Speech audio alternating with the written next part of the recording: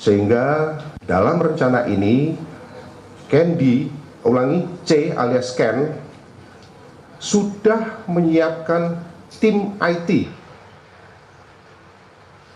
Namun untuk melaksanakan hal tersebut memerlukan persetujuan ataupun otoritas dari kepala bank. Sehingga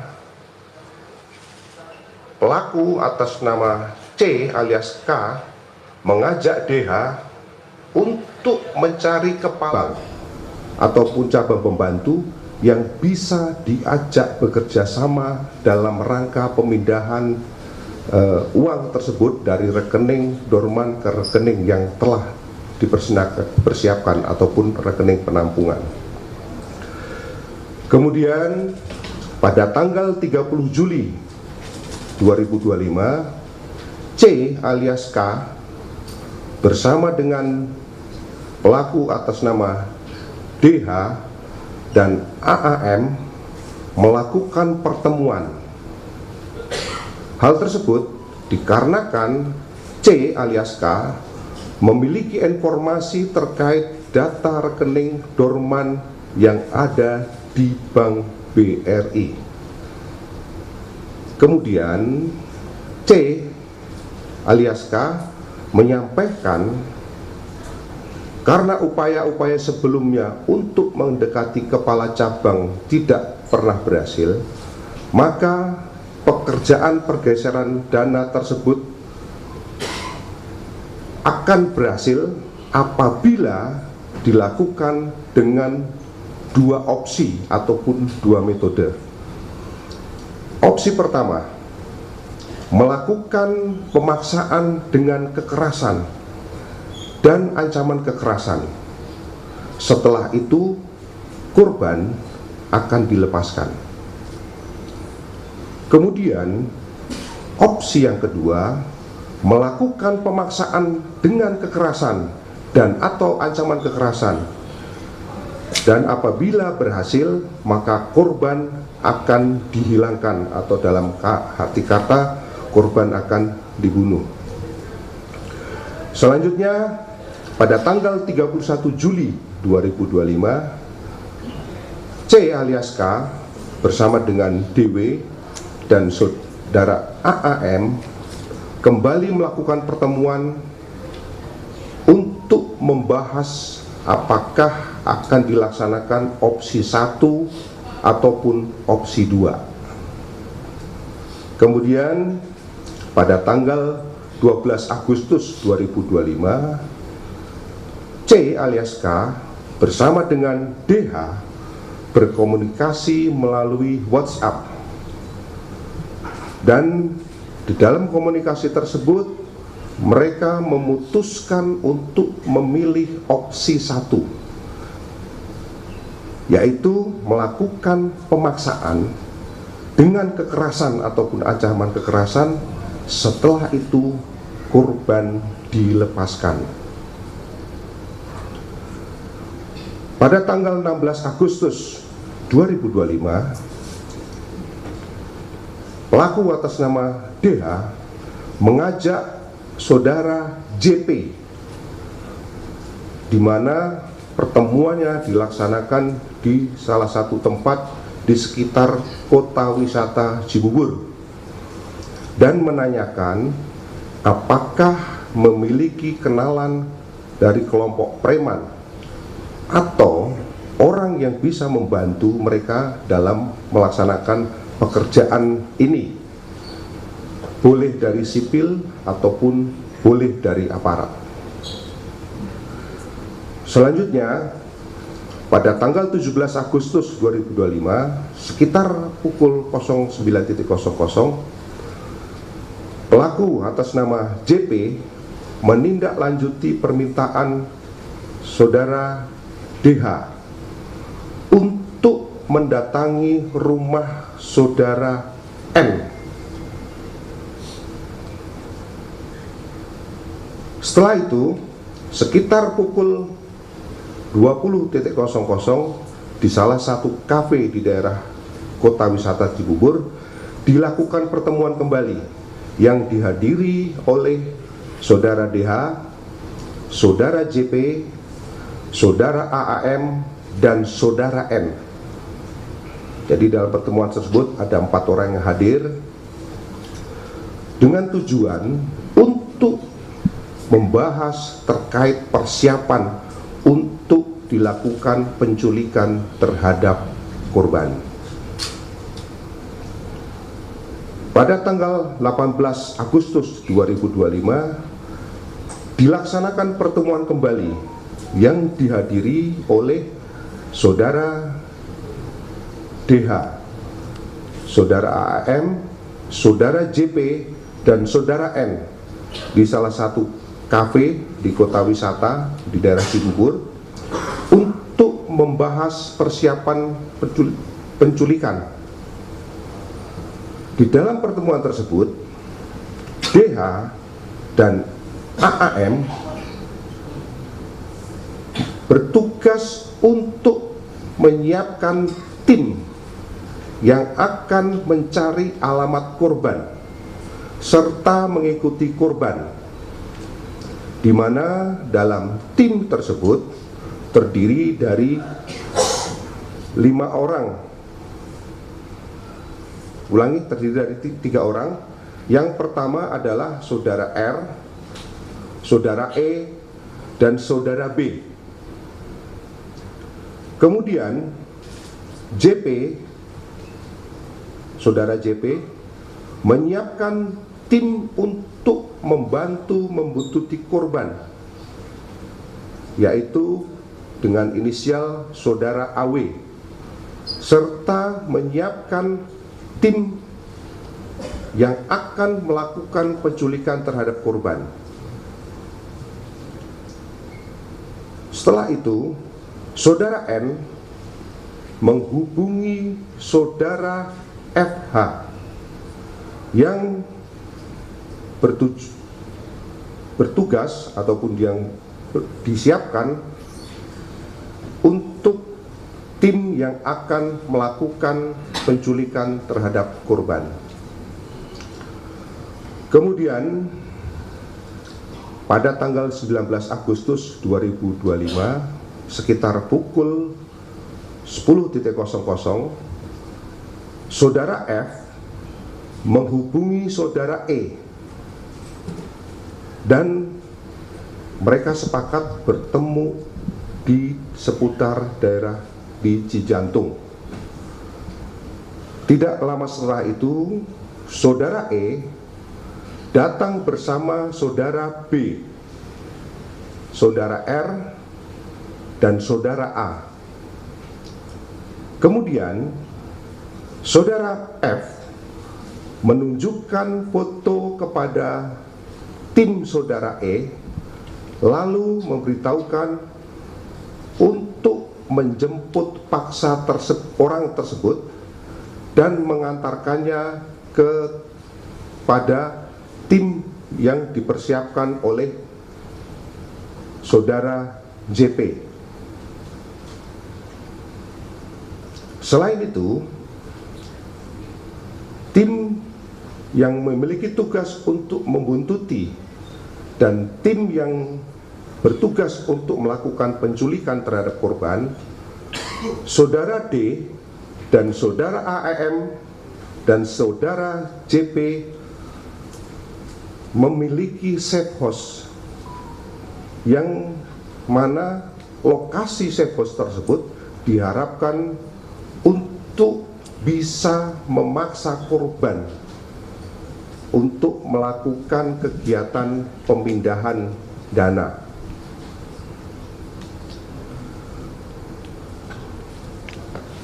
Rekan-rekan sekalian, selanjutnya pada tanggal 20 Agustus 2025, setelah dilakukan serangkaian kegiatan pembuntutan terhadap korban, kemudian pada saat sekitar pukul 15.30 waktu Indonesia bagian Barat, di parkiran Lotemat Pasar Rebo, Jakarta Timur, korban berhasil diculik oleh tim yang berisi pelaku saudara E, saudara R, saudara B, saudara R, dan saudara A, di mana di dalam penculikan tersebut kelima orang pelaku menggunakan kendaraan Avanza warna putih. Ini yang terekam di CCTV, rekan-rekan sekalian. Dan selanjutnya setelah berhasil melakukan penculikan, dibawa pergi untuk diserah terimakan kepada tim lain, yaitu tim yang berisi pelaku JP, pelaku N, pelaku atas nama U, dan pelaku D, di mana di dalam serah terima tersebut korban yang tadinya di Avanza warna putih digeser ke mobil Fortuner warna hitam, tepatnya di wilayah Kemayoran, Jakarta Pusat, sekitar pukul 21.00. Selanjutnya dari pukul 21.00, setelah korban berada di penguasaan tim saudara JP, N, U, dan D, untuk menunggu tim penjemput yang dipersiapkan oleh saudara C alias K, yang rencananya akan dibawa ke safe house yang telah disiapkan. Karena tim penjemput tidak kunjung datang, sedangkan pada saat itu korban kondisi sudah dalam keadaan lemas. Akhirnya korban dibuang di daerah Serang Baru, Cikarang, dalam keadaan kondisi kaki maupun tangan masih terikat dan mulut dalam kondisi terlakban atau dilakban. Selanjutnya pada tanggal 21 Agustus 2025 sekitar pukul 05.30,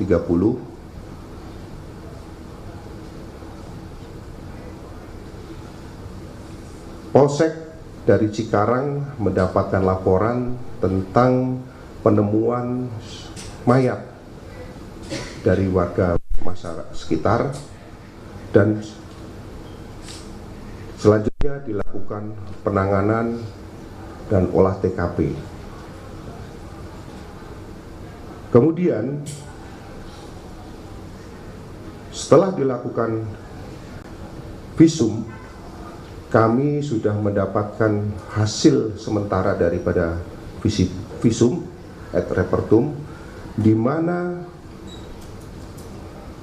korban meninggal diakibatkan karena kekerasan benda tumpul pada leher yang menekan jalannya nafas dan pembuluh nadi besar, ya, pembuluh nadi besar, sehingga menimbulkan ataupun menyebabkan mati lemas. Namun hasil tersebut masih belum final karena kami masih menunggu hasil pemeriksaan toksikologi. Rekan-rekan sekalian, selanjutnya tim gabungan dari Subdit Resmob dan Jatan Ras setelah melakukan serangkaian penyelidikan dan pendalaman dengan mengumpulkan keterangan saksi-saksi maupun alat bukti yang ada, alhamdulillah akhirnya kami berhasil mengamankan sebanyak 15 orang tersangka, di mana dari 15 tersangka tersebut kami membagikan menjadi 4 kategori clustering atau 4 kategori atau 4 klaster. Klaster yang pertama yang merupakan otak perencana pelaku penculikan. Ini terdiri daripada 4 orang. Adapun identitasnya adalah C alias K, di mana peran daripada C alias K ini adalah mengatur dan menghadiri pertemuan dengan pelaku DWI. Kemudian yang kedua, menyiapkan rencana dan menyiapkan tim IT untuk perpindahan uang dari rekening dorman ke rekening penampungan. Kemudian peran yang ketiga adalah mencari ataupun yang pelaku C ini memiliki informasi tentang rekening-rekening dorman yang ada di bank. Selanjutnya, pelaku yang kedua adalah pelaku DW. Pelaku DW ini perannya adalah yang pertama menghadiri pertemuan dengan saudara C alias K. Kemudian saudara, ulangi DH ya, bukan DW. Saudara DH menghubungi saudara JP untuk mencari tim penculik. Kemudian yang berikutnya, menyiapkan tim yang bertugas untuk membuntuti korban. Kemudian yang berikutnya lagi, saudara DA yang merencanakan penculikan terhadap korban. Kemudian yang berikutnya lagi, memberikan uang sebesar 60 juta kepada JP untuk operasional daripada penculikan.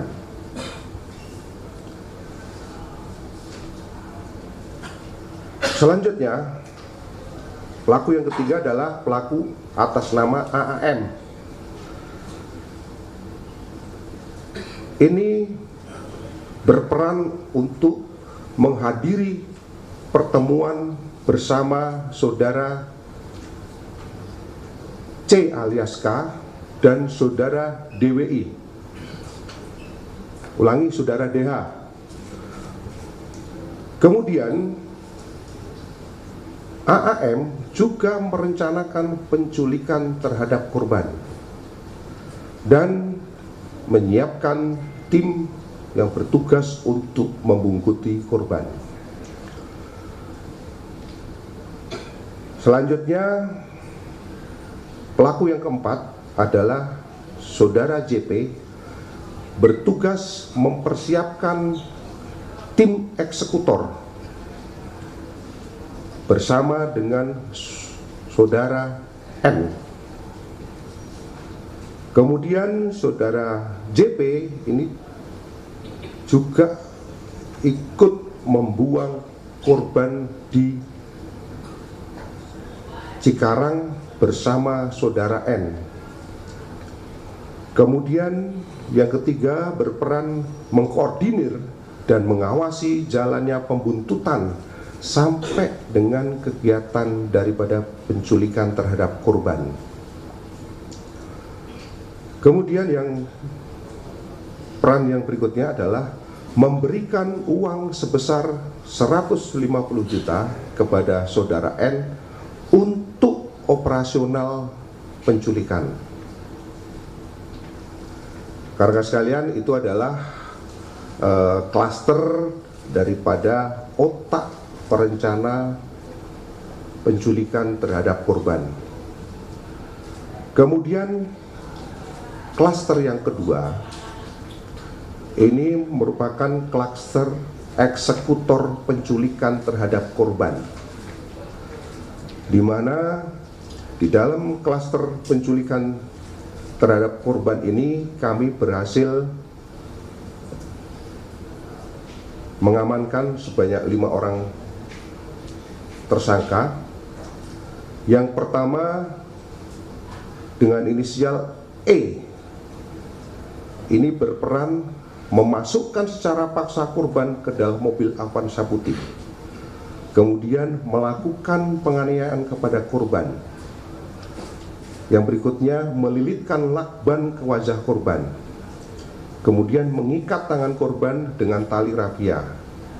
Dan pelaku E menerima uang sebesar 45 juta rupiah dari saudara FH untuk operasional penculikan, yang kemudian uang tersebut dibagikan kepada 4 rekannya yang lain, masing-masing dengan besaran 8 juta rupiah. Selanjutnya, pelaku yang kedua atas nama REH ini berperan membantu saudara E, pelaku yang pertama, untuk memegangi korban dari belakang dalam proses melilitkan lakban dan mengikat tangan korban. Selanjutnya, pelaku JRS ini berperan untuk membantu saudara E memegangi tangan korban dari kanan, ya, bagian tangan bagian kanan, dalam proses melilitkan lakban dan mengikat tangan korban.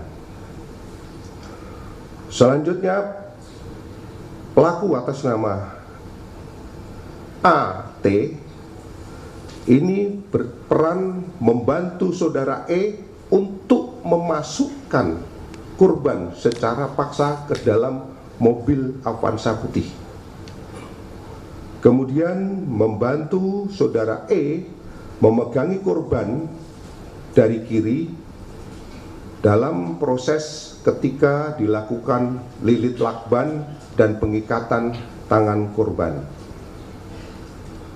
Sedangkan pelaku yang kelima adalah pelaku EWB.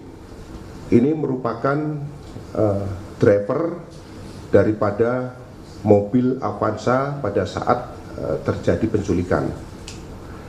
Kemudian di klaster ini ada terlibatan oknum TNI. Nanti untuk lebih jelas akan disampaikan oleh Danpom Jaya, baik identitas maupun peran daripada tersangka tersebut. Adapun klaster yang ketiga adalah klaster penganiayaan yang mengakibatkan korban meninggal dunia. Ini sebanyak 3 orang. Yang pertama adalah saudara JP, yang mana JP ini juga merupakan salah satu otak perencana, tapi juga sekaligus sebagai eksekutor. Karena seperti kita ketahui bersama bahwa JP ini juga berada di dalam mobil Fortuner warna hitam, yang mana korban ketika dipindahkan setelah diculik itu dipindahkan dari Avanza putih ke Fortuner hitam. Adapun peran saudara JP yaitu menginjak kaki korban pada saat di dalam mobil Fortuner dan membuang korban bersama saudara N.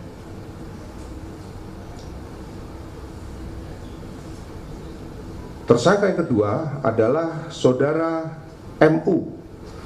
Ini merupakan sopir ataupun driver yang mengendarai mobil Fortuner yang digunakan untuk membawa korban dari Kemayoran sampai dengan lokasi pembuangan di daerah Bekasi. Kemudian yang ketiga adalah saudara DSD. Ini merupakan driver juga yang tadi bergantian dengan saudara MU. Jadi ini driver Fortuner karena bergantian. Jadi pada saat di dalam mobil tersebut karena terjadi penganiayaan, si MU ini gak kuat pada saat nyopir karena sedikit oleng, sehingga digantikan oleh saudara DS. Kemudian di dalam klaster ini terdapat satu tersangka yang merupakan oknum TNI. Nanti akan dijelaskan detail oleh Danpom Jaya. Kemudian yang klaster keempat yaitu klaster surveillance ataupun orang yang bertugas membuntuti korban. Ini berhasil kita tangkap sebanyak 4 orang. Yang pertama adalah saudara AW, kemudian yang kedua adalah saudara EWH, sedangkan yang ketiga adalah saudara RS, yang keempat adalah saudara RS. Rekan-rekan sekalian, dari kasus tersebut masih ada 1 orang yang belum tertangkap dan kami tetapkan sebagai DPO. Ini dengan inisial EG. Ini perannya adalah sebagai tim yang masuk dalam kategori klaster 4 yang dimana ikut membuntuti korban. Ini adalah DPO-nya, mungkin nanti silahkan nanti bisa di zoom. Tersangka atas nama EG.